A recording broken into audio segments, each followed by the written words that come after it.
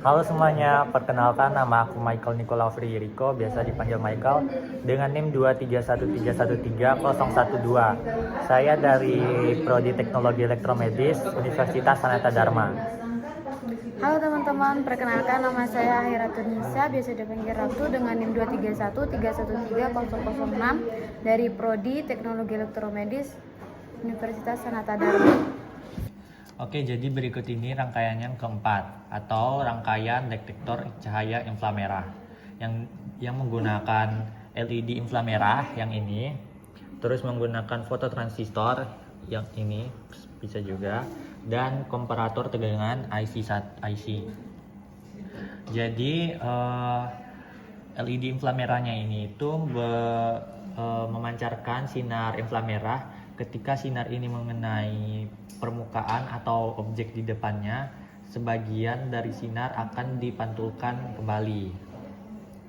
Dan yang kedua ini fototransistor. Fototransistor mendeteksi sinyal inframerah yang dipantulkan.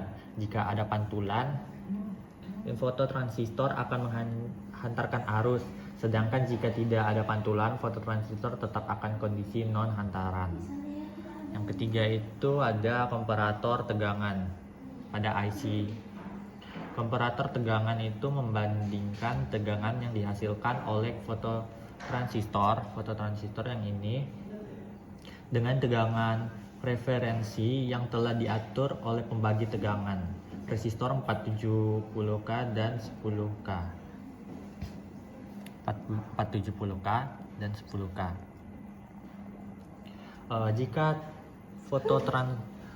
Jika fototransistor mendeteksi pantulan cahaya inframerah, tegangan di basisnya akan berubah dan komparator akan mengeluarkan sinyal output tertentu. Jika tegangan di pin positif komparator lebih besar dari tegangan di pin negatif, komparator akan mengeluarkan tegangan tinggi yang akan menyalakan LED kuning pada output. Sebaliknya, jika tegangan pada pin negatif lebih besar, output komparator akan menjadi 0 dan LED akan mati. LED kuning ini itu menyala saat sinyal keluaran dari IC bernilai tinggi.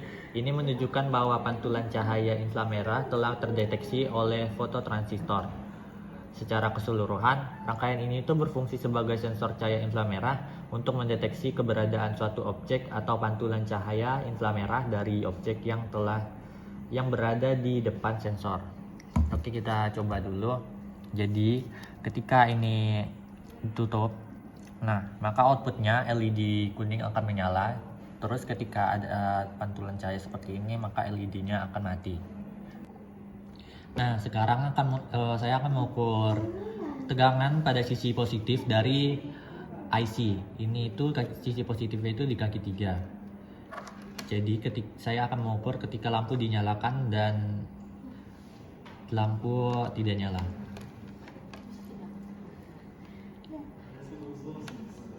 Oke, kita coba. Ini ketika outputnya tidak nyala, tidak ada halangan di sensor.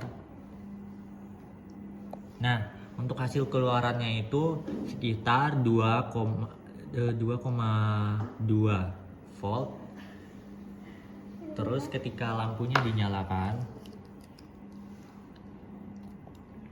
seperti ini,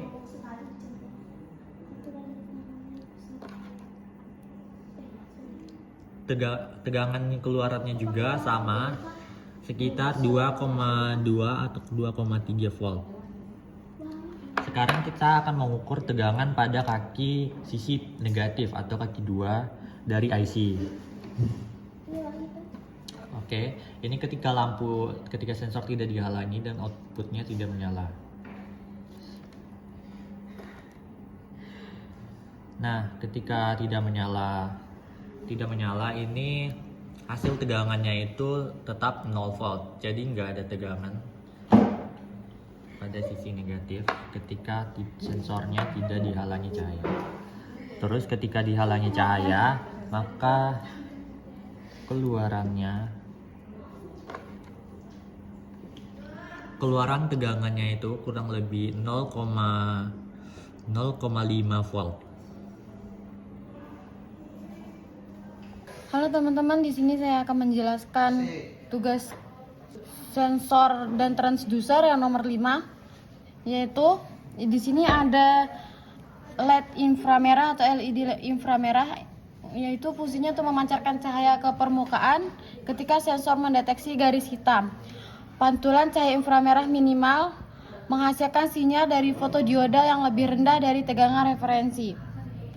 Lalu di sini ada komparator LM358 yang ini membandingkan sinyal ini dengan tegangan referensi. Jika sinyal dari fotodioda lebih kecil, output komparator menjadi tinggi. Output tinggi mengaktifkan transistor, satu yang kemungkinan mengaktifkan relay. Relay menghubungkan tegangan 5 volt ke motor kanan sehingga motor berputar. Seperti ini ya teman-teman. Sebaliknya, saat sensor mendeteksi garis putih, sinyal dari fotodioda akan lebih besar dari tegangan referensi, menghasilkan output komparator yang rendah. Output rendah mematikan transistor dan relay sehingga motor berhenti berputar. Kesimpulan dari tugas nomor 5 ini yaitu rangkaian ini berfungsi untuk mengendalikan motor kanan pada robot line atau flower. Motor akan bergerak saat sensor mendeteksi garis hitam dan akan mati saat mendeteksi garis putih. Dengan cara ini, robot dapat mengikuti garis yang diinginkan dengan memanfaatkan sinyal dari sensor inframerah. Sekian penjelasan tugas praktik dari kelompok kami. Sampai jumpa.